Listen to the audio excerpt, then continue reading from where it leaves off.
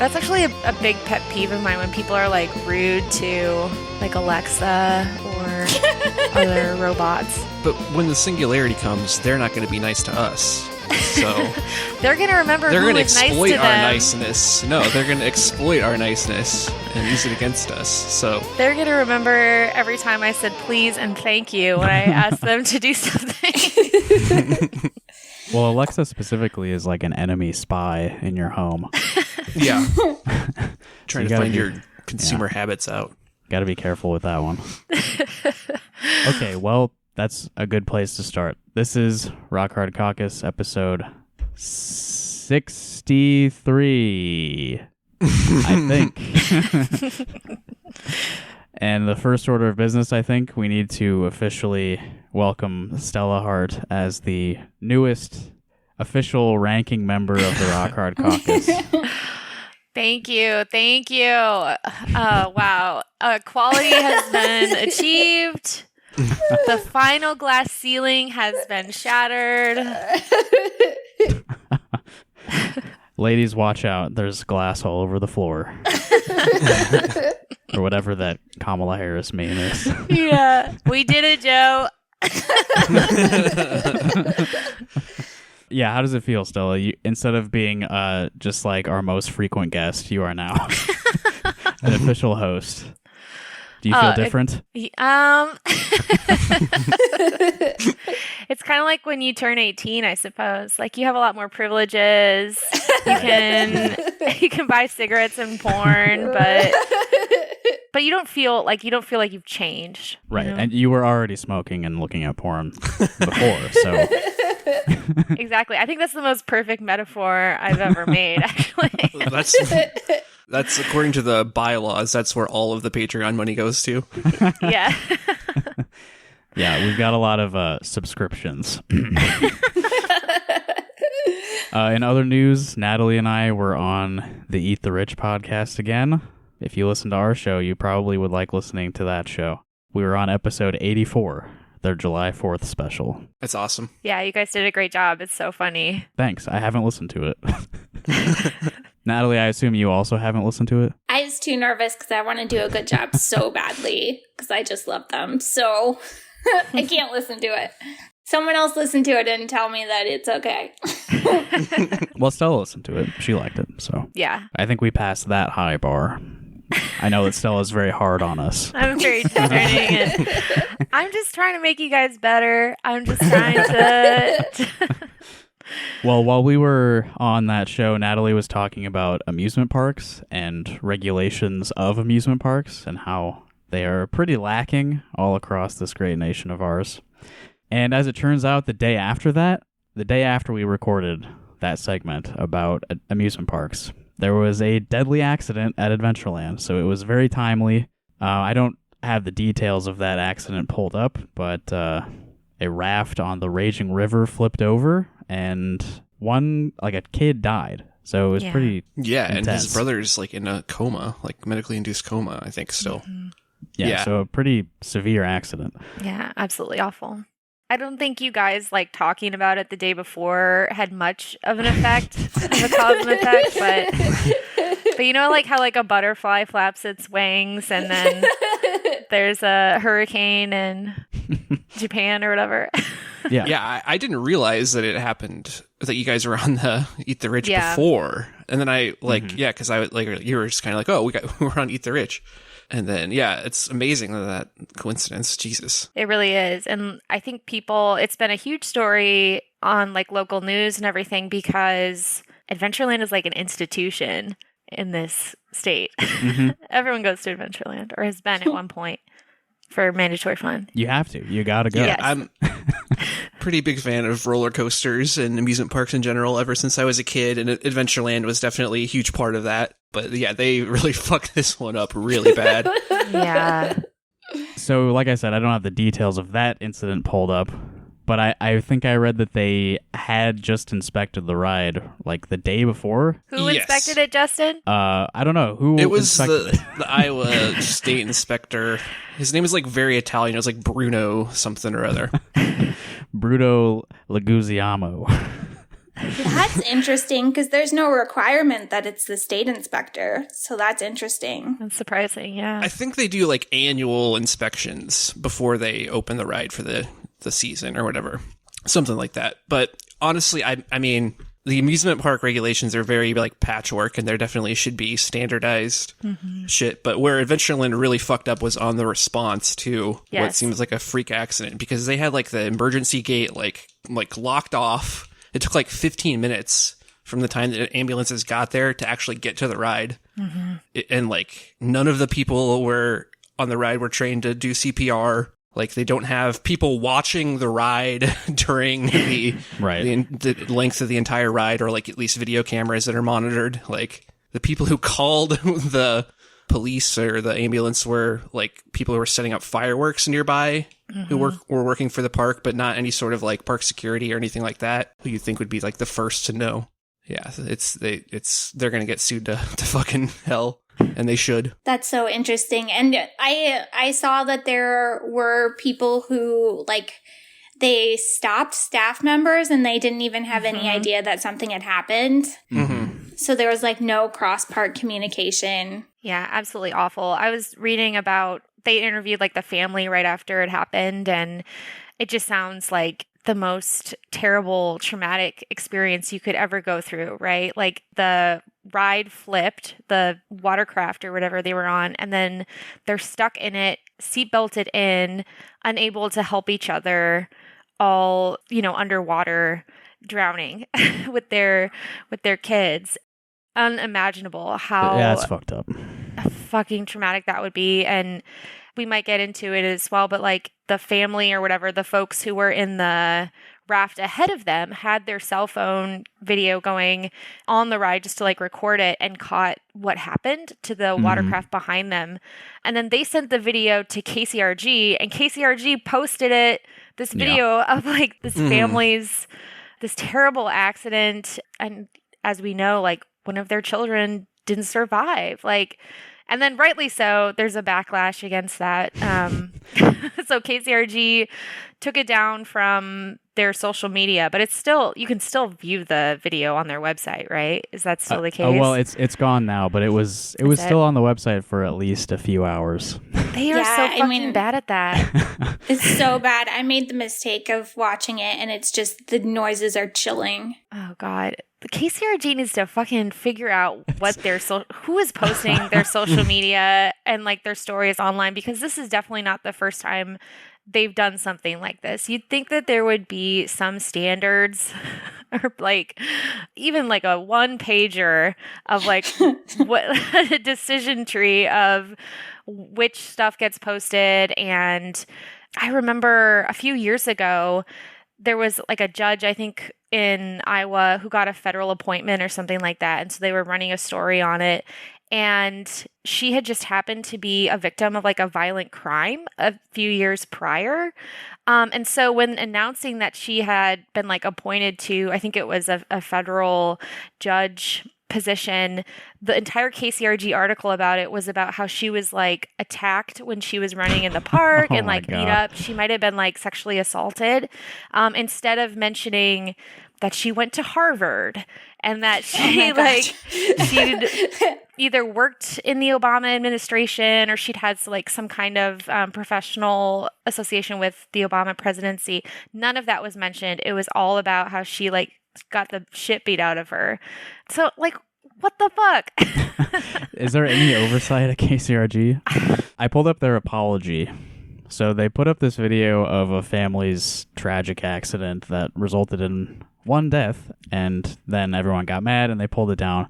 And here's what they wrote on July 6th. So it was like an hour or two after they had spread the video around and showed everyone. Yeah. After significant feedback, we have removed the viewer video showing the aftermath of the Adventureland accident from our website and Facebook. As I noted in the comments on that post, we want to be as transparent and responsive as possible. Our intent was to help give insight into what happened in an accident that has captured the public's interest and attention and still has several unanswered questions. We tried to balance that with some sensitivity to those involved, but that clearly was not enough. We never want to or seek to benefit from the tragedy of others. Okay. That's so. But we so often must cover the worst days of people's lives. It is a balancing act of informing while minimizing harm that we do take very seriously. We never claim to be perfect. And part of that is acknowledging when we can do better. Your feedback and response helps us do just that in this case. And that's written by Adam Karos, the KCRG news director. KCRG never seeks to benefit from the tragedy of others, and they're always striving to do better. I think we can all agree. Yeah.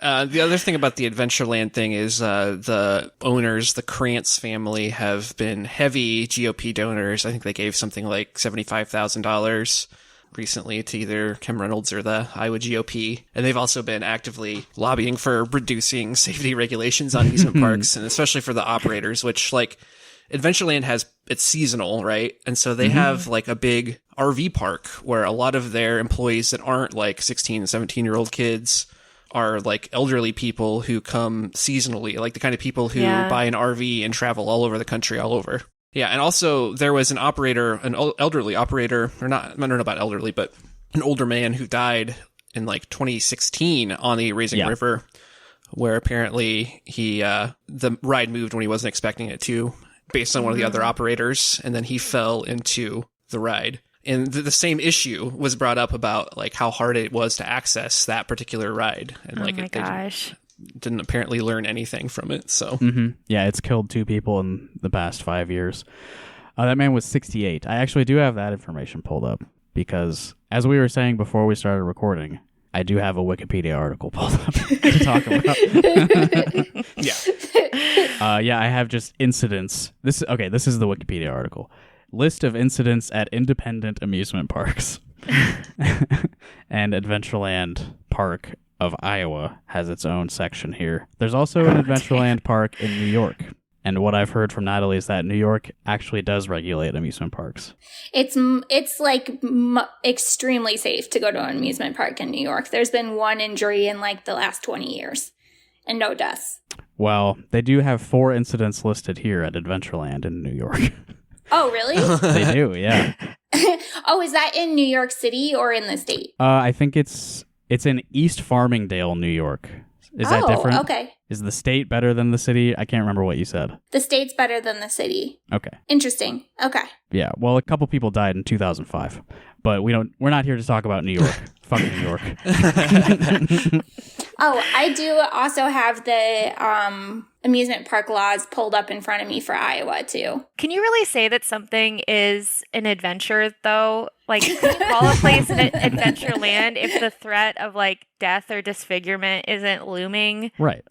What kind of adventure would that be? Yeah. I mean, I would say in general, amusement parks are very safe, but there is no like standardized reporting, or like most of the accidents that happen are like freak accidents type situations, or like operator error, where like the park's safety, like the focus should be on like the emergency management response, and like the fact that these parks need to be like the laissez-faire approach to safety is unacceptable. But right. A lot of the regulations are more just focused on like, are the rides, like, are all the screws like tight, basically. Right. So yeah, there needs to be more oversight for sure. So basically, roller coasters don't kill people. People kill people. Where was the good guy with the roller coaster to save? I'm just saying it's not called Safety Land. Oh yeah, I mean that's a big part. I love roller coasters. Every time I go to a park, I'm scared before I ride the first one. Yeah. Yeah, you It's want part to of be the a fun, little nervous. for sure. Yeah. Yeah.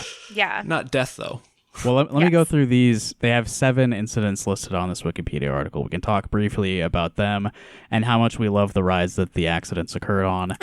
And maybe Natalie can fill us in on like the gaps in the regulations that could have caused these accidents. Okay, I have them in front of me, so I'll take a look at them. Okay, so I'm going to try to organize these like chronologically. So the oldest one they have listed was August 19th of 1990, and it occurred on Sky Seats. So is that like the ski lift? Yeah, I think so. That's not much of a ride. I love that the ski lift. That one always seems very unsafe though when you ride it, because you could like Yes, it does. easily, if you were like a child, you could slip through the restraints and fall pretty far. Yeah, if you wanted to, you could just jump off. Yeah, that's the ride that my parents always talked about, or at least my dad always talked about smoking weed on. Like he was always thought it was really cool. And he tried to do it when I was there, and I was like, nah, dude. Like, I was like, no, not right now. There's part of that where it takes you over the roof of the bumper cars. And I always fantasized about jumping off at that part and landing on the roof.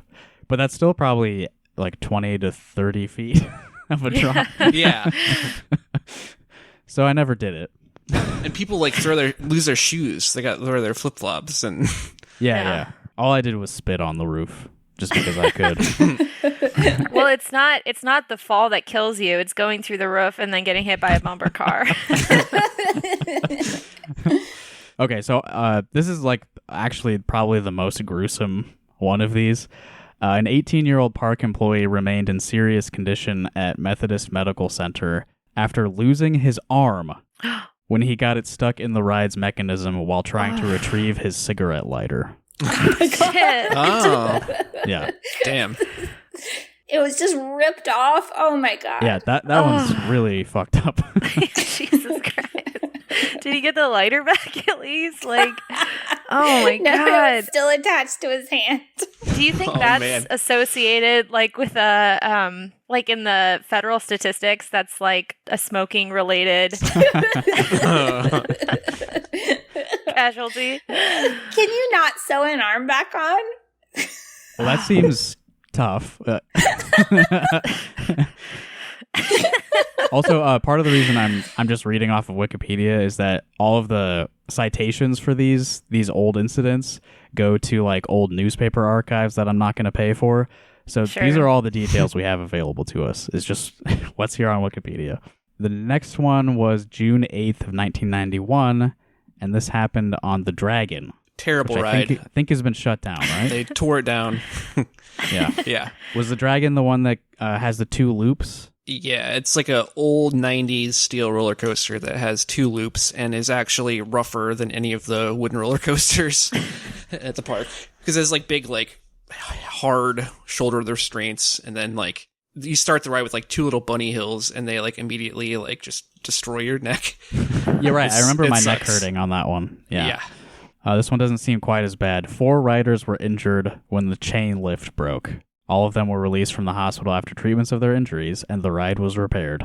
So the chain lift is what brings the cars up the big hill. Yes? Oh God. So that broke and then they like went backwards? That imagine should so, yeah. not happen. That's why it like makes a clanking sound. It's like an anti-rollback thing. Mm. So yeah, maybe some regulations on inspections would have made a difference there. 1991. Was this, so Natalie, was this stuff like deregulated and like it was better at some point, or was it always Yes. bad? It was No. better. Okay. Before Reagan, it was fine because it was regulated under the Consumer Product Safety Administration. And so the federal government did like national inspections of amusement parks. And then in 1981, they changed it so the federal government, because they argued it wasn't a consumer product because you couldn't buy a roller coaster, which is like a very, very interesting interpretation of that. Yeah. But basically at that time, if you have a fixed ride, like instead of a moving carnival ride, it would be up to each state. So six states have no inspections. I'm looking at the Iowa inspections. So there's an annual state one. It's annual, and then there's one if you make any big changes. But you can also waive that if you submit a third-party inspection where the inspection standards and requirements are equal to those established by Iowa. So you can either self-inspect or you can have the state inspector come, which seems like pretty problematic loophole there. Right. But I mean, honestly, the biggest thing protecting you is insurance companies, because they're like so scared of having to pay out for ride accidents Right. that they will. Yeah. Yeah. that they will force you to conduct thorough inspections, and then people will just send that to the state. Yeah, But I'll also say that most fixed site amusement park rides are made by like a couple dozen manufacturers, and they all have their design safety standards and all of that. And so I'm sure that's part of the thinking, is that they can just have people who are trained on these specific types of rides who can go kind of like I think a lot of the issues with like states is they lease other people's inspectors, or they take other people's inspectors at their word when they say that it's passed, because a lot of rides move around a lot, even if they are fixed site. There's a lot of like loopholes that can be exploited. And I mean, there's no requirement that you run drills or have any kind of, like, they don't regulate any kind of the, like, emergency response type stuff. So even if you have rides be inspected and, you say, like, these things function, all the pieces are in place, nothing's missing, it's like, okay, but there's no, like, regulations of emergency response requirements. They run drills. There's like not very strict requirements for operators. Like once something has happened, it's like really murky as to whether you can keep the ride going or not. They outsource all the safety decisions to the front of the chain, and then they forget about anything that happens afterwards, basically. Right. So they go through and they're like, well, all the screws are in place, so that's all we need to worry about. And then they don't really have they don't have a plan for investigating accidents afterwards. They don't have a plan for, regulating emergency response, all kinds of stuff that it'd be really nice to have the Consumer Product Safety Administration involved. But what happened at the state level, where Adventureland becomes a big lobbying force, happened at the national level too, where amusement park companies successfully argued to the Reagan administration that they should be exempt from safety rules for reasons. I'm sure it took a lot of convincing. They say, well, the Swiss are good at building amusement park rides. We can trust them, which is, in this case, the ride that the Raging River ride at Adventureland is made by Intamin, which is like a Swiss company. And a lot of them are based in Europe, but... You say Entenmann's, like the snack cakes? Intamin with an I. Yeah. Okay. Well, while we're on the Dragon, here's something that happened just a couple years ago. August 5th, 2018, an employee was struck by a roller coaster car. That sounds pretty scary, but it says he was hospitalized with injuries to his arm. So it probably just nicked him. I think that was like a test ride, too, or something. In this case, the federal government was involved a little bit. The park was fined $37,000 by OSHA. Oh, so if it's like if it's an employee violation, that's interesting. Yeah, I was like I said, I think it was a case where they were like running the carts empty for the first time of the day, and so they had the guy out probably on like a catwalk, and yeah. Disaster ensued.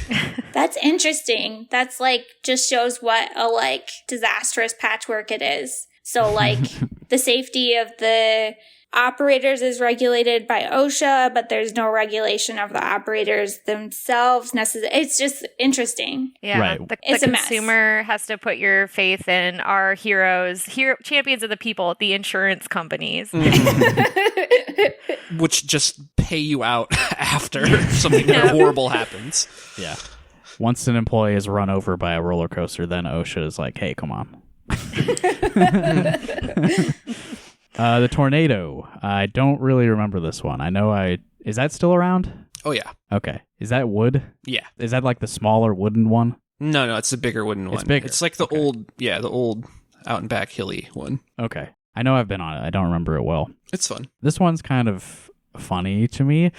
July 24th, 2006, 3 people were injured when a piece of wood left over from ride inspections fell onto the car in which they were riding. Oh, shit. Whoops. Why was there just a piece of wood? See, this is a case where the inspection actually caused a problem. Yeah. They were probably anti-inspection now. replacing, because those wooden roller coasters do require a lot of work. Like the inspections are actually like no joke, So they end up replacing a lot of like boards and stuff. So they must have had some loose board that they forgot about. Yeah, they forgot a piece. Ugh. One person was treated at the park's first aid center, so it couldn't have been too serious. Another was taken to a local hospital, and the third left without being hospitalized. So one guy got off totally scot-free. The underground. What's your opinion of the underground, Evan? I don't like themed rides, really. I don't really care. I just love the want underground. I want G-forces, you know. I love it. It just goes in a circle. It's so silly. It is I nice love it. to ride on a really hot day because Right, it's exactly. underground and there's like mist. It mists you, so it's a good like middle of the day roller coaster or ride. Have you been recently? Because the animatronics are just deteriorating so bad. It's been a couple years, but I'm surprised it's still. Well, yeah, I guess it's It seems like no one rides it, honestly. It's boring. Yeah. I love it. I do like there's like a skeleton prospector or something in there. It's got some characters. Oh yeah. Knock off Disney, which is like Adventureland's whole thing. Is just knock off Disney. All Yeah, the theming. As somebody who doesn't like to be out in the sun, it is nice to go into the underground for a little bit. On July 30th, 2019, a child's foot became lodged between the ride's vehicle and the loading platform. An operator emergency stopped the ride, and the park's security staff called EMS to help get the child off the ride. The victim was taken to a local hospital where he was treated for ankle injuries. The ride was inspected and found to be operating normally. Yeah, that's operator should never allow that sort of situation to happen. That's 100% operator error. I'm sorry, how old is the kid? It Does it doesn't say here. Although this one was 2019. Maybe I can actually read the article. Yes, KCCI 2019. His name and condition have not been released. Also age, so they don't tell us. Oh, okay. So they got moral all of a sudden. If the foot had gotten ripped off, I'm sure they'd have a video play-by-play of... Well, this is KCCI, which is arguably worse than KCRG a lot of the time. It says that the kid stuck his foot outside of the car, so he was already on it. Oh. It's all the kid's fault. Yeah, I mean, there are laws about that. I'm sure Natalie looked into it about like the rider. Yep. That's a big thing that has been changing in the last couple of years is amusement parks lobbying for rider responsibility laws, which places burden for avoiding amusement park accidents on consumers instead of the operators. Mm-hmm. So a guest in an amusement park is legally obligated to obey the posted rules. So the stuff that they put on the wall about like keeping your hands and feet inside the car at all times and being a certain height, and the industry contends that most accidents result from the behavior of the rider, which I'm not sure that's entirely true. But the laws serve to reduce the liability of the owner. So 25 states have patron responsibility laws, which we have. Ours is like kind of okay because it doesn't preclude you from suing. Because there are some states where if you don't follow all the rules, you're not allowed to sue. Really? But yeah. But, in Iowa, even if you don't follow them, you're still allowed to sue. But it puts the responsibility of the rider for reporting injuries. So they need to submit a report in writing to the designee of the operator. So like the state or the insurance company or whatever, you have to obey all the safety rules. You can't exceed the limits of the rider's ability, which seems like a pretty nebulous requirement. Their ability to ride a ride? Right. So, you can't interfere with the safety devices that are provided, no unbuckling safety devices, altering the intended speed, course, or direction, putting your arms or legs behind the carrier, throwing, dropping, or expelling an object, getting off early, and you have to be sure that minors have the permission of the parent or guardian, which seems like... Yeah. And you have to read all the signs, know the range and limits of a rider's ability, hasn't had any alcohol. Oh, none? Zero alcohol? Yeah.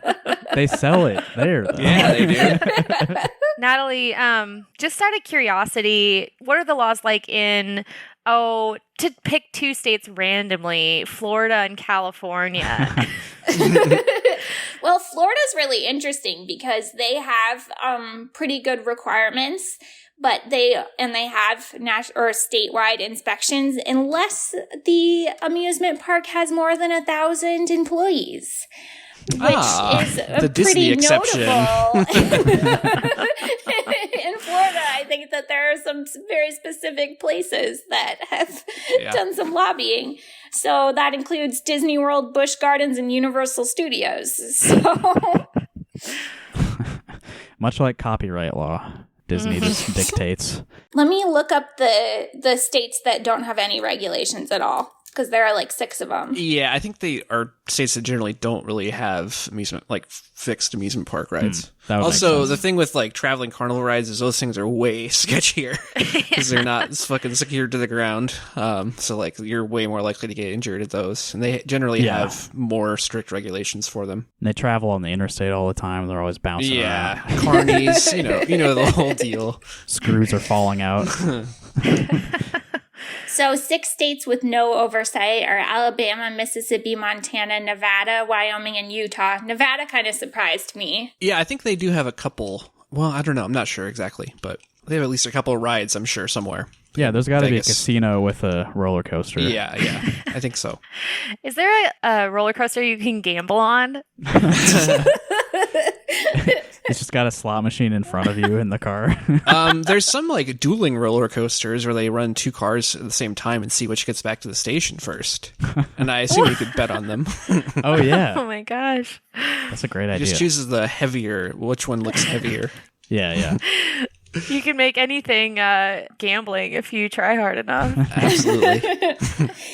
You just figure out the heavier passengers. Yeah. You just stare them down trying to judge their weight. Make them all very uncomfortable.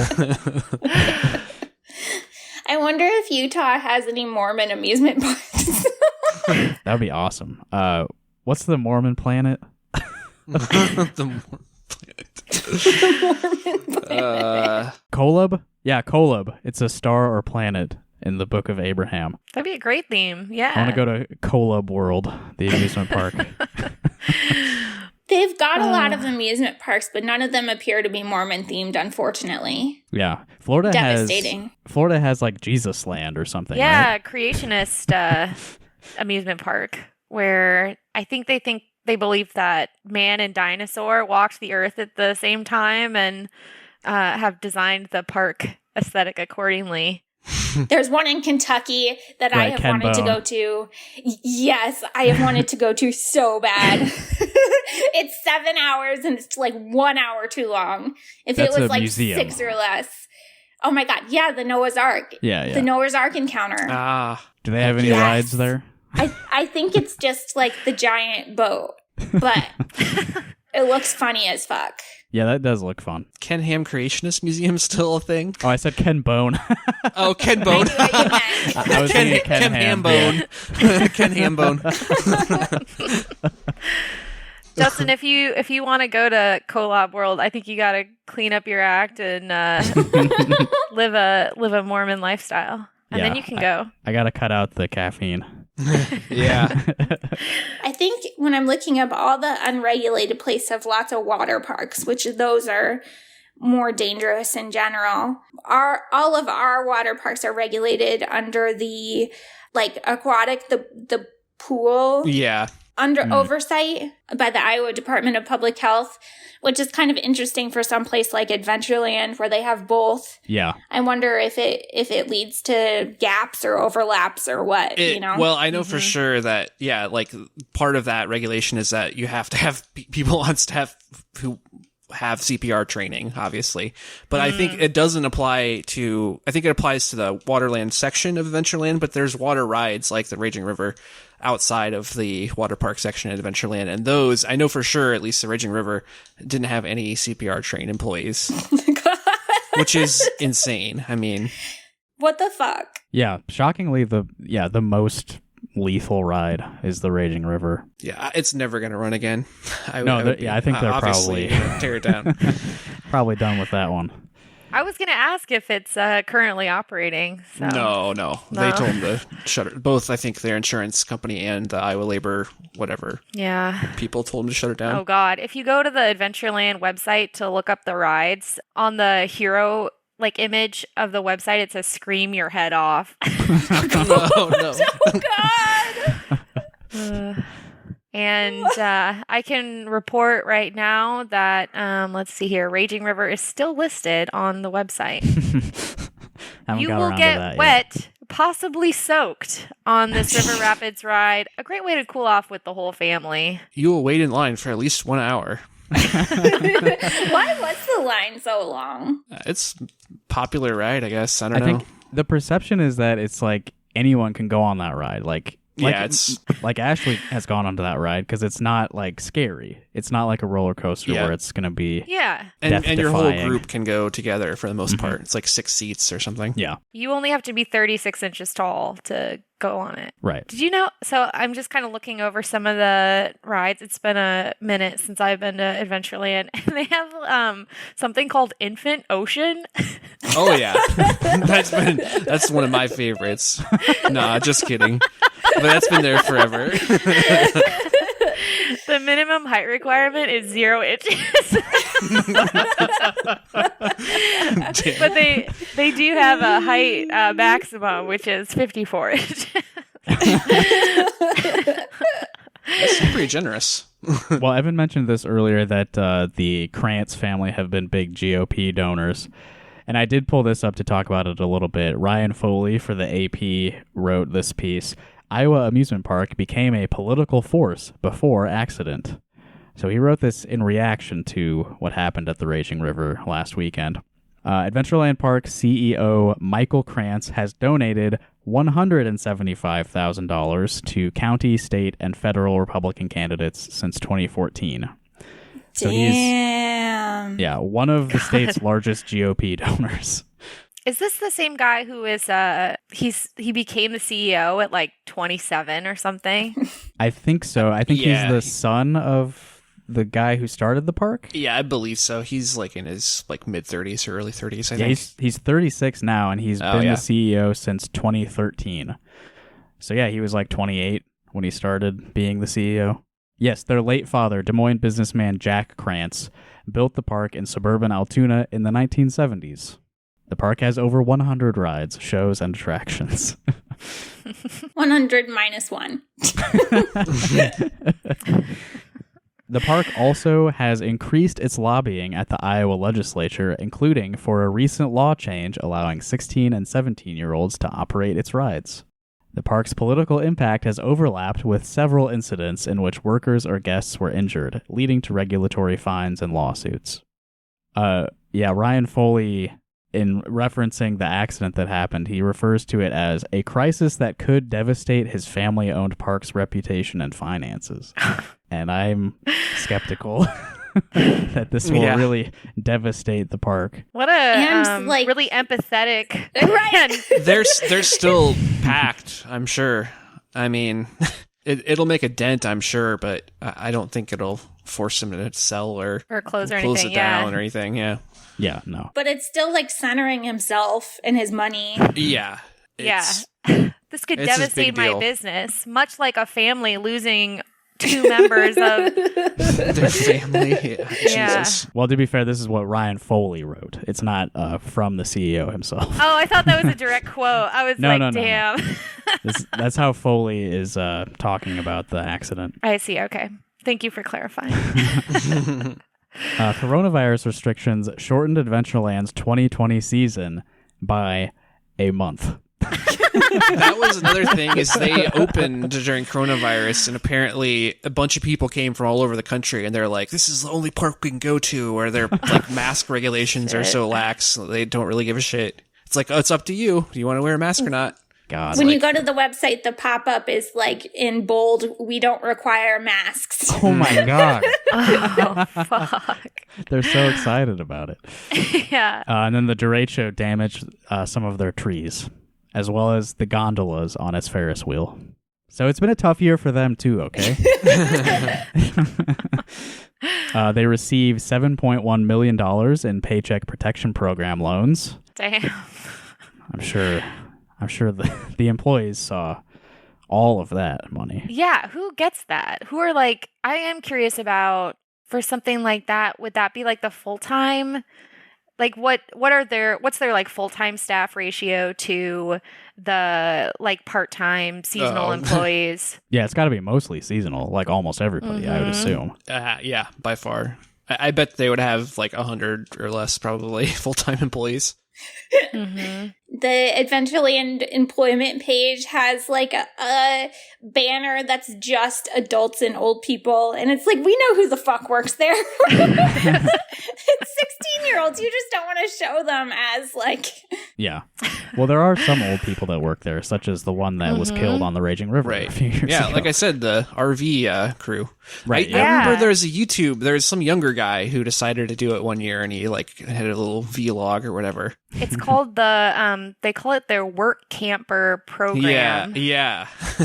They give you a big discount for keeping your RV parked there. I saw Nomadland. This is fucking bleak. It's pretty creepy. So they've been lobbying or I think this law actually did pass where 16 and 17-year-olds can operate rides. It used to be Yes, it did. Minimum 18. Adventureland attorney Guy Cook said the law had no bearing on Saturday's accident because adults were operating the Raging River. Still, its passage reflected Adventureland's clout. They're clout chasing. Very clouded. Another word for lobbying is clout chasing. Yeah.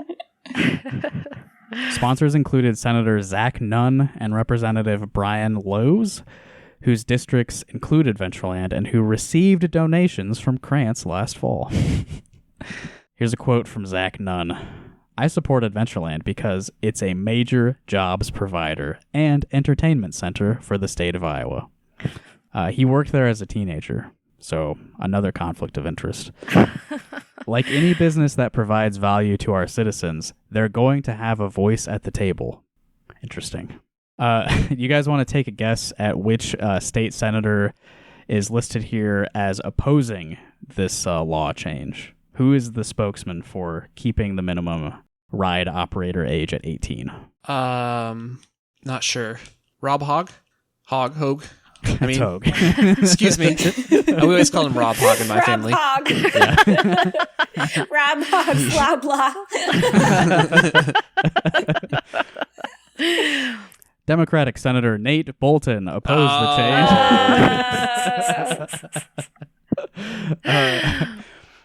Arguing it would increase risks by allowing minors with poorer judgment to operate dangerous machinery. He just wants to make sure that if he hits on the ride operator, that they're legal. He's just really concerned for the safety of teens. He's just really passionate about teens. People might exercise poor judgment.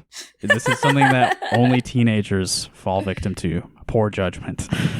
Yeah, I mean, 16 and 17-year-olds should be able to operate an amusement park ride if they have, like, fucking training and, like, an actual, job instead of just, like, stand around and press the button. Yeah, that's pretty much it, right? You just make sure nobody is, like, gonna fall out and then you press a button. Yeah? I've never done this job, but Bolton, a lawyer who specializes in worker safety. And frauderism. I've heard stories about him being a lawyer. He said Adventureland has seen a pattern of serious injuries to workers and to customers, yet they lobbied to weaken safety protections. Of course they do. 7 lobbyists represented Adventureland this session, including Jake Ketzner, Reynolds' former chief of staff. That's pretty funny. It's all just, revolving door shit. Awful. Cook, that's the park's attorney. I think, Guy Cook, said, safety is the bedrock of park operations. Noting the death is the first of a customer on a ride in its 47-year history. It's interesting you refer to them as customers, considering this is not a consumer product. Yeah, how do they talk their way around that? Because you can't buy an amusement park for your house, so... So when you go to, like, a movie theater and you buy a ticket to see a movie, you're not a customer of the movie theater? What are you? You're paying to enter the park. what are you, a park patron? Is that somehow different from a customer? I guess. The family who suffered this accident, they have retained an attorney named Ryan Best, who says Adventureland failed to protect the family and respond quickly to the accident. Yeah, we've gone over that a bit. I think that's what's really going to hurt them, is how badly the emergency response happened. One kid, of course, has died, and the other has emerged from a medically induced coma, but remains heavily sedated and can't talk or see. So this is pretty intense. Oh my God. And we end the article. This is a pretty heavy conclusion. This is going to be a major problem for Adventureland, Nate Bolton said. This ride had issues. I don't know. Yeah, I really don't think so. It's a very sobering conclusion. What an impactful last sentence from Nate Bolton. This ride has issues. This ride had issues. Yeah. Do you have a subscription to the Raging River? Because it's got issues. Wow. Yeah, I mean, the shitty thing is that, with Adventureland making the news like this, it's got me thinking, shit, I haven't been to Adventureland in a while. Yeah. I don't want to admit it, but this is probably going to drum up a little bit of business for them. Yeah, like I said, I heard it's been packed. I would like to go to an amusement park other than Adventureland maybe this year. Yeah, will this be the summer where you go to Center Point? Or what is that place called? Cedar Point. Cedar Point? Yeah, there's a couple. I want to go to Silver Dollar City in Branson also. It's like all like themed, like old, like 1800s, which is interesting because it's in Missouri. But I know someone who played a train robber on there every summer, which is funny to me. Yeah, well, Missouri's got they've got a Mark Twain thing. Yeah. So they try to theme, they do that old-timey theme with that stuff. That's where the Pony Express started, too. Well, shit, we talked about amusement parks for almost an hour. Yeah, let's just move on to the next topic. Disinformation. The gravest threat to American democracy. You guys hear the news about Iowa starting line? This was a couple weeks ago. Starting a lineup for the football team? No, our favorite website. Oh, okay. iowastartingline.com. Your home for Iowa politics. Run by Pat Reinard. I don't think we've talked about them very much on our podcast, but what do you guys know about Iowa Starting Line? What's your impression of this website? I know whenever I see Pat Reinard's name on Twitter, I think Party Nard. And I think that's like a really cool, it's some guy named like Bernard, who's like in a college dorm. What's his nickname? Party Nard. They're a liberal blog. I mean, they're Iowa Democrat boosters. I mean, right, and they seem don't have much of an opinion, really. Yeah, Iowa liberal blog, a little bit more focused on like horse race kind of stuff. Mm-hmm. Mm-hmm. Well, they are pivoting. They have a new mission. Iowa Starting Line's new mission, new network to combat disinformation. So we got our own Snopes now, basically. If it feels like some of your relatives and neighbors are living in a different reality than you these days because of how they consume information online, it's because they essentially are. And these are the words of Party Nard. We've all witnessed how the struggles of the local news industry have coincided with the rise of disinformation online, the rapid spread of dangerous conspiracy theories, and the growth of far-right echo chambers. Okay. Yeah, I mean, that's true. I'm not sure this is going to make any sort of impact on that, but... Right, I'm unconvinced that anyone is really equipped to combat this. It's not the lack of information. There's too much information, if anything. Yeah, it's an Aldous Huxley dystopia. Well, maybe if people just bought print newspapers, all these problems would just go away. Yeah, we just need to get people all addicted to the exact same bubble. We just need, it's a big tent. We need everyone in the big tent together with the exact same ideology. There are few other places in the country where the damage from these trends on democracy have been more apparent in recent years than Iowa. I don't know about that. Do you think we're uniquely subject to the rise of disinformation compared to other states? No. Yeah, nothing really Not jumps really, to mind. no. Other than Yeah. maybe they're saying, oh, all these rural people need to start thinking right. Is that what they're saying? That's definitely the reason that the state's been increasingly red. It's definitely not because the Democratic Party is doing a shitty job. It has to be because of disinformation. They're just dumb. Yeah. Yeah. Or not even dumb. They're just reading the wrong news. Yeah. We've seen it in our elections, in the way state policy now gets decided. There's a link there that I'm not going to click, so we'll just imagine what he's referring to. And in how people treat each other at the grocery store. Jesus. The fuck are you talking about? Masks, maybe? I suppose, yeah. That's been a big contention at grocery stores, but, other than that, I'm not sure how grocery store demeanor has that much bearing on this. We even saw it play out in the attack on the U.S. Capitol on January 6th. It was sadly a surprise to almost no one in Iowa that the man infamously seen chasing Officer Goodman through the halls outside the Senate was from Des Moines. That guy Interesting. exists in every fucking state in Yeah. this Yeah. country. Give me a break. That wasn't my first assumption. I don't know, Yeah. I guess I don't know. I guess I wasn't shocked to find out he was from Des Moines, Yeah. but it's not like I don't know, man. Yeah. You guys didn't watch the coverage. I'm like, oh, that's a Des Moines guy. That's a Waukee guy. I recognized his accent. Oh, yeah. Everyone who's into QAnon is from Iowa. His QAnon t-shirt gave it away. And the way that he wrote that paragraph sort of reveals the kind of audience that's being targeted here, just referring to the man infamously seen chasing Officer Goodman. Who the fuck is Officer. Officer Goodman?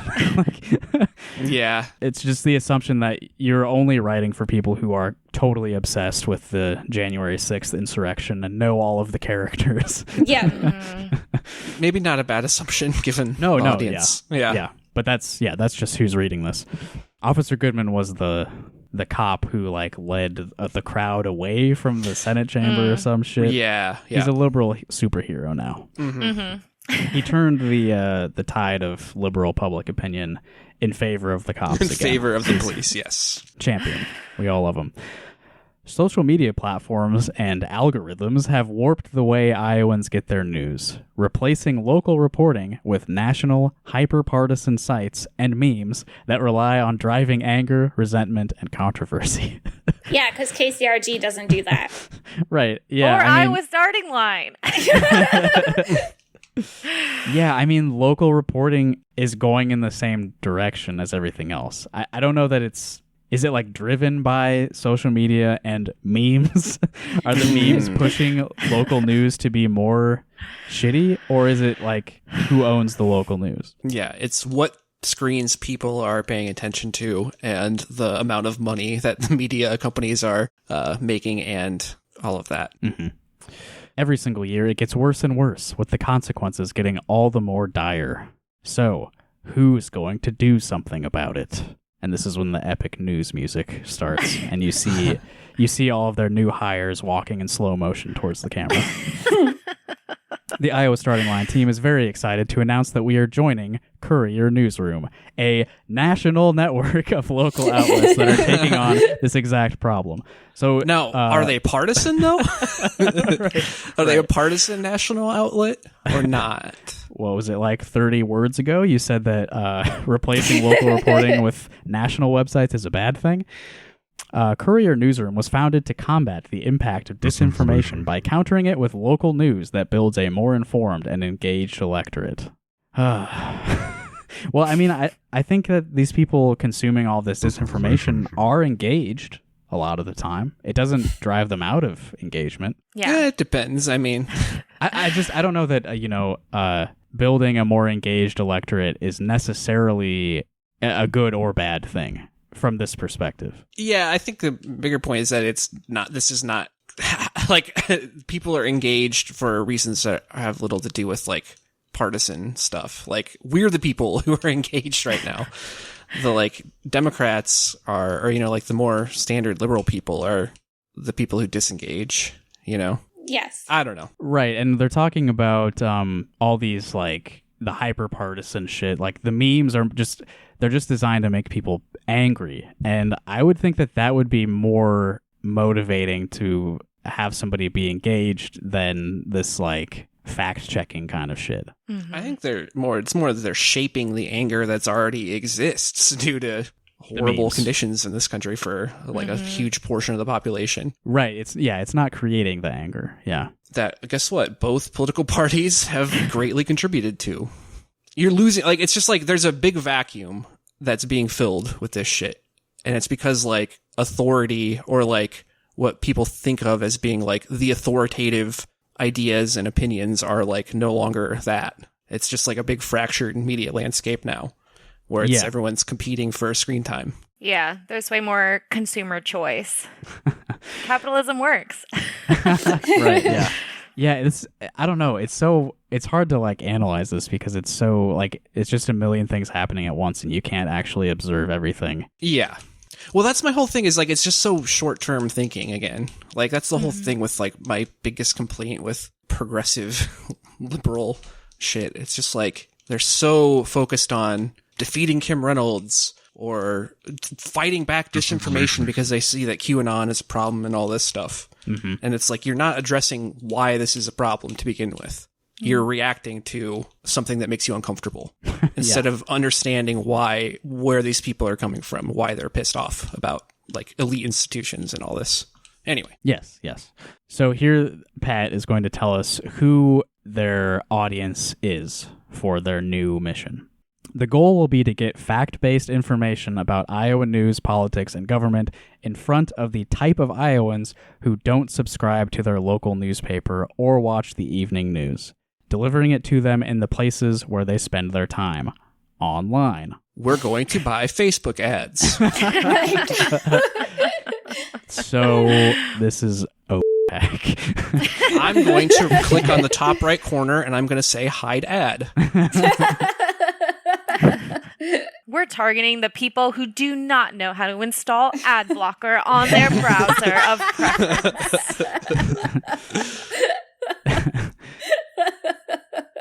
We will attempt to regularly pierce the social media bubbles that many Iowans find themselves trapped in these days. I'm not trapped in my bubble. I chose my bubble, you know?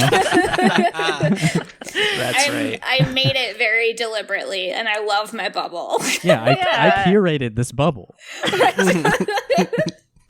I wasn't lured in and trapped. Yeah. All I can picture is like a box with like a Mountain Dew can, and like the box is like propped up with a stick, and then you went in there and someone pulled a string and trapped. Oh God, all I see are memes. Where's the real news? Yeah. I'm suffering. I'm disengaging.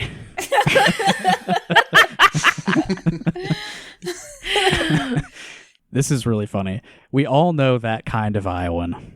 A server in a rural restaurant where Fox News is on the TV 24/7, working her second job, too cash strapped to afford monthly subscriptions to local news outlets. Oh my goodness. Fucking God. Which are all owned by the same media conglomerates. Yeah, that's Yeah. what's really going to help Democrats' chances, is this lady reads a newspaper. Come on. Yeah, what the fuck? When is she gonna have? I don't understand this too. Like, they are gonna have like a digital. We're gonna reach them digitally, but this is someone who watches TV to get their news. Right? Like, Yeah, that's Right. a weird pivot. At work, though. It's just the TV that's on at work, working her second job. So yeah, she's spending a lot of time catching up on the news on her phone, on her fucking smoke breaks. Yeah, for real. Fucking condescending too. Like, you can just tell we have to come in and save the working class from disinformation because they're not discerning enough, or It's like completely disregarding people's ability to interpret media critically, like at all. And that's definitely not what they're like. They don't want people to think critically about it. They just want to be an alternative to the other noise. Yeah, you could just picture too, like the liberal reading it, who reads Iowa's starting line, and just like patting themselves on the back for like for this kind of initiative. Oh, Yeah. And earlier this morning, I retweeted the Iowa City Press Citizen, who published an article about some sort of like you get a free thing at 7-Eleven. just like speaking to how important local news outlets are around here. Just doing an ad for 7-Eleven, which doesn't exist in Iowa at all. Yeah. oh fuck! It's sad what happened to the Press Citizen, man. Do you guys? I think I sent you a screenshot of they seem to. They're paying for advertising on Facebook, and I see this ad they put up. I feel like every other day. Where do you remember? Maybe it was sometime over this summer. There was a competition to like a Josh contest where all the Joshes assembled in the Midwest and like beat each other with pool noodles to figure out who was like the ultimate Josh. This was in Lincoln, Nebraska, I believe. Yeah, I know, but it was just like such a blip on a silly news story that went through a week of news cycle. Well, just a little Reddit thing. Yeah, and so I'm sure they talked about it on Wait, Don't Tell Me. But the Press Citizen is having this ad run for months now where it's like a picture of just pool noodles and then it says like whatever deal to subscribe, no Joshin. And it's just like oh my goodness. The people who are aware of that story and are going to think that's funny, like, I just don't understand why you would have that be your ad for months. Like, every time I see it, I have to like remind myself. Well, now it just makes me mad, so I do remember. But like, every time I see it, I'm just like, why is this your advertising campaign? Who came up with this? Yeah. I remember when you showed that to us. Did you even get the reference at that time? I didn't get it. Yeah. That reminds me of reading like the Axios Des Moines newsletter, which is not great, and it's done some pretty bad police reporting on the Des Moines City Council meetings. But almost all of the ads that I've seen on there are repetitive, and they're like one PR efforts for Facebook to try to reform its image or whatever. It's like some shit about how like Facebook is trying to change face or whatever. Facebook. Anyway. And the other thing is like Bitcoin shit. It's all Bitcoin shit, which is like, really? Yeah, pretty fucking depressing. I just recently, this is unrelated, just a tangent about ads at this point, but I recently switched. I was using my brother's Hulu account and I got my own, and you have to like enter your personal information and your gender. And as soon as I did that, I started getting like Summer's Eve ads, like the vaginal wash. Like when I watch those, it used to be like car commercials, you know. I was just like, it was interesting to see that. Oh, she's a girl. She must have a stinky pussy. Let's get those ads going. Yeah. Well, it's a lot like this woman who works at the diner. It's like she's so busy working her second job, she doesn't even think about the news. And with you, it's like your vagina is such a health hazard and problem for you. You don't even want to think about like consumer vehicles. They have to target, you know, the people that they're looking for. Yeah, it has to be ultra specific. I get hair loss ads, which it's becoming a problem, but they might have me pegged. But yeah, it's looking through your phone camera at your head. Yeah, to see that, because I don't get that. Oh, I get the earwax removal ones too. Those are nasty. It's like people like with like sticking a big like scalpel in their ear and pulling out like a huge like shit. wax Oh, booger. I want that. All I got is the like underwear ads. Those are also dangerous. Like, you don't stick shit in your ears. Go to a doctor. They suck it out with a vacuum. Yeah. I've had my ears irrigated a few times at the doctor's office. It's a pretty crazy experience. Yeah. Did it help? Did it improve your hearing? It did. Yeah. Yeah, I think I need to do that. I have noticed. Oh God, did I tell you guys about? So my dad, he's a musician and he worked in a really noisy shop repairing instruments for many years, and so his hearing's pretty poor at this point. When he had to get hearing aids, and he was like, "I can't see anymore. I can't hear. I could never smell." I was like, what? But anyway, so he's like 65 and he's falling apart. But anyway, so he got these hearing aids, and they're super high tech. They're like really fancy.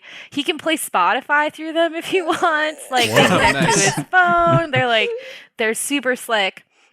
And they work really well. So like the other day he was driving, my mom and my brother were in the car, and he suddenly like pulls over on the side of the road, and my mom and brother are like, what's going on? And then like 10 minutes later an ambulance drove by. And he has like superhuman hearing now. Yeah, so back to the diner woman who's too stupid to know the truth. Yeah. Right, so she's too cash-strapped to afford monthly subscriptions to local news outlets. Otherwise, she definitely would be paying for the newspaper. Yeah. She's surrounded most of her day by conservative friends, coworkers, family members, and an echo chamber on Facebook. She may have been raised with values of compassion and community, but her social media feeds are filled with messages that run counter to all that. This definitely reads like as like a marketing persona. You know what I mean? Like some agency came up with this. Probably, this is a Podunk, Iowan. Well, there's a twist. Well, not twist, but you know who's behind this, don't you? It's the acronym people, the same people who made the Iowa Caucus app. Oh, fuck. Yeah, it's Tara, what's her name? Oh, shit. I don't remember her name, but she's like a big Democratic strategist lady who is very deep into the digital realm and this. It's what is it? Tara McGowan. Yes. Yeah. Yep. Same people behind the acronym, the whatever it is. Yeah. The Shadow app. The Shadow app. I actually forgot that connection because obviously they don't get into that here. Yeah. And this, what's it? Courier Newsroom or something? Yeah, Courier Newsroom. Yeah. They've already been criticized for like pumping like DCCC centrist candidates and like, trying to starve out attention to like more socialist politicians. Nice. Well, that's hyper partisan. Yeah, that's the thing. It's like you're fighting fire with fire. And maybe that's not the best thing right now. That's really interesting, Evan, to know that connection. That makes sense. And it's fucked up. I'm glad you remembered that. Yeah, because I did not. In our estimation, this is the biggest problem in Iowa politics today. Oh my God. Oh man, just come on. And Evan, you were getting into this earlier, but I think they have like the causation kind of flipped here. Yeah. Where like the echo chamber and all the horrible shit that's happening in people's social media feeds and all of that like anti-compassion, anti-community shit, that's a result of like the communities all being dissolved intentionally by our politics. Mm-hmm. Like this is a result of policy that has just disintegrated all of the relationships we have with each other and all the compassion that we would feel for each other's well-being. It's all been ground to dust by just like how anti-labor everything has been for the past 100 years. I'm gonna blame the past entire century.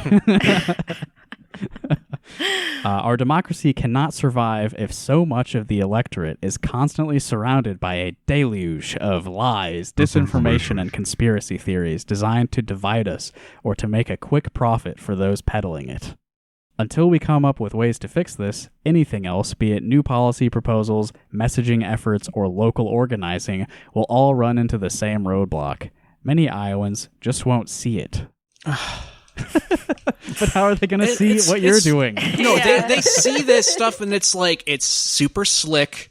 It's like way too like buzzwordy. It's like, it comes across as very insincere. People can tell when they're being necessarily, but they can tell when they're being like condescended to as well. Right. Like, And they don't trust, the thing is, they don't trust Democrat politicians any more than they trust Republican politicians. Mm-hmm. That's like the problem.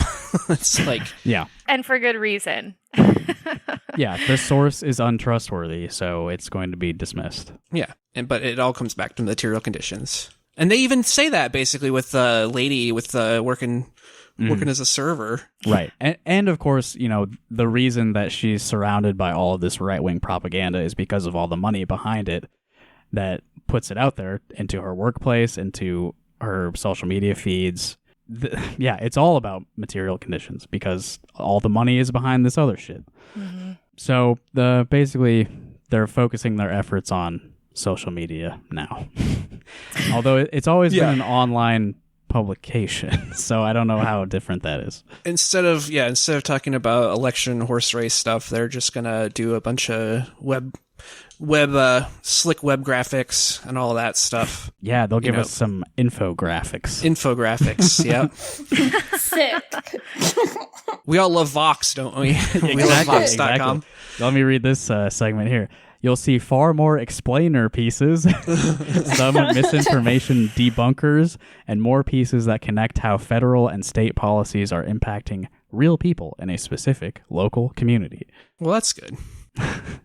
Yeah, I mean, this isn't like bad content. Like, you should be writing about this stuff, but to frame it as explainer pieces and misinformation debunkers, like, that's just going to get thrown out immediately by anyone who doesn't already like see things the same way as you. Mm-hmm. Yeah, it's actually contributing to the problem, I would say. I mean, I don't know.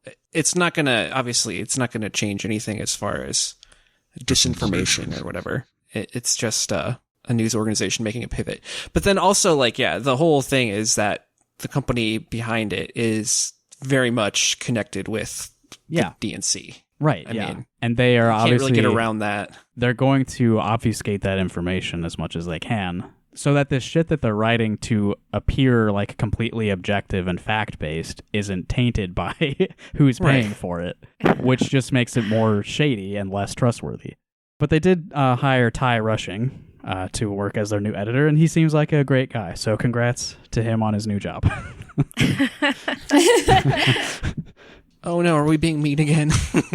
I don't think we're being super mean. It's like, it's fine. It's like the super high-minded like stuff is just like, it's over the top. Like, you're not, again, this is like, it's not going to change the information that people like. The problem is not that there's a lack of actual information. That's really not the problem. It's out there. The problem is that people correctly don't make a connection between those things and the reasons their lives are shit, and that something might be possibly improved. Right.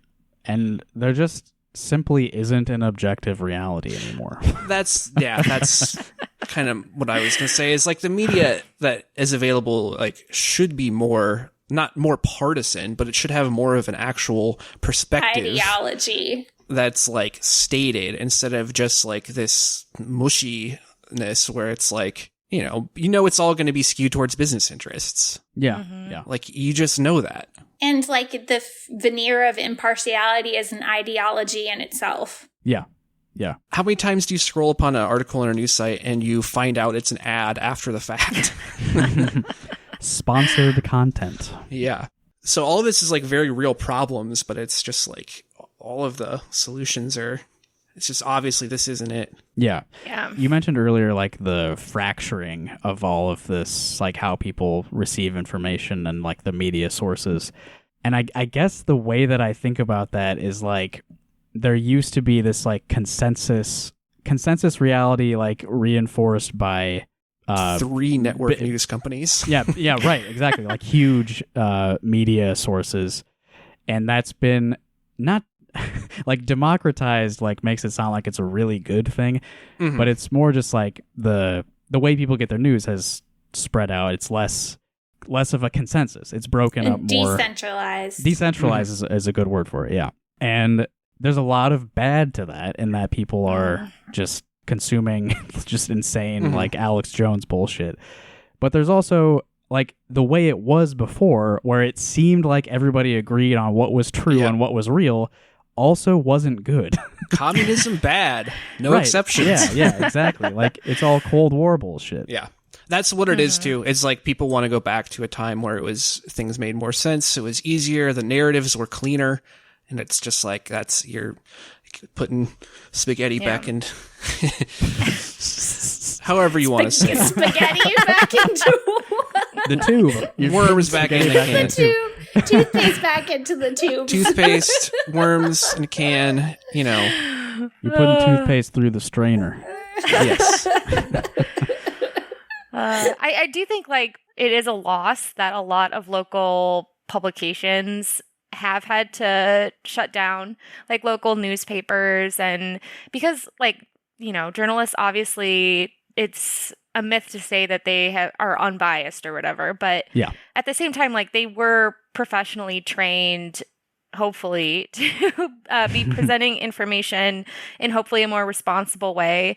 And then like the decentralized content producers or, anyone can start a podcast. We're definitely like the people who really resonate or are successful are, of course, going to be people who, say the most extreme thing, or like people like Alex Jones. Sensationalized. Mm-hmm. Yeah, exactly, because that's just more entertaining. And actually, yeah, we were talking about decentralization, but when we bring up again the death of like local newsrooms, there's also like a consolidation happening in like legitimate news. It's all getting bought up by like Gannett and Yes. Sinclair. Sinclair. Yep. Yeah. All who have political agendas that are not particularly hard to discern if you're critical or you're hyper consumers like us.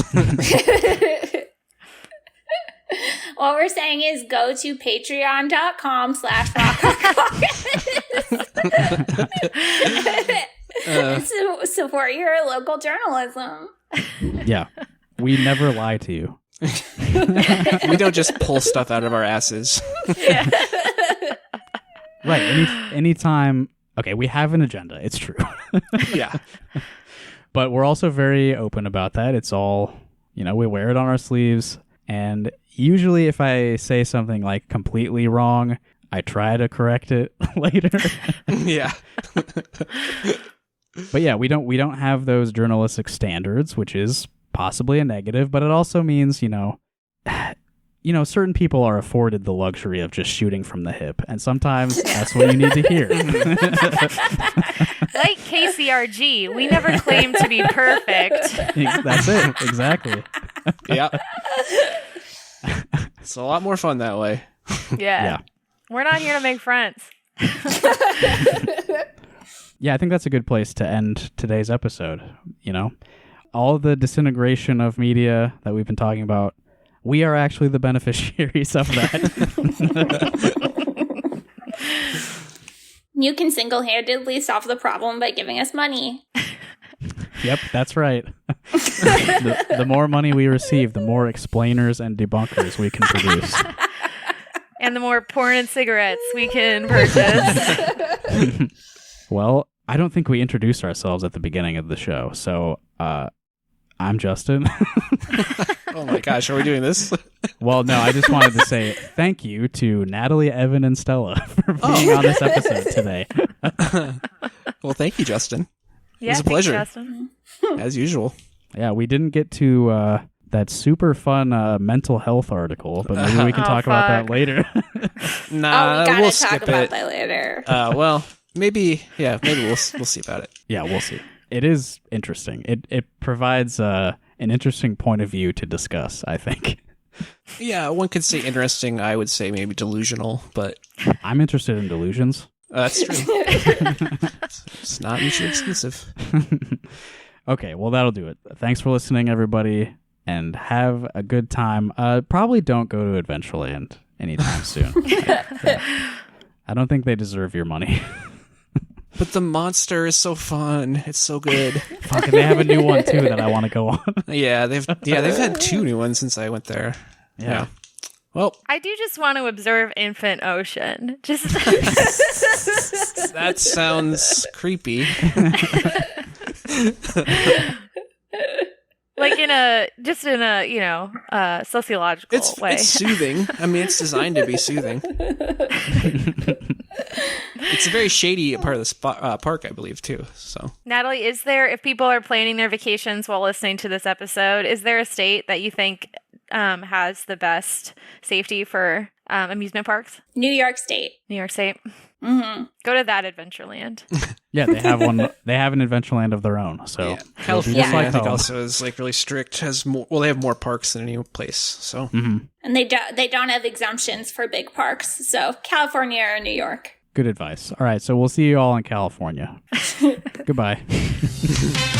Come on over to Adventureland. You're gonna have a fun day. The Sidewinder, new for 2004. Thrill to every twist and turn of this great new ride as you soar 60 feet high into the sky. Capture the thrill of the Sidewinder and all the other rides, shows, and attractions at Adventureland in Des Moines, Iowa. It's fun you'll never forget. Come on over to Adventureland.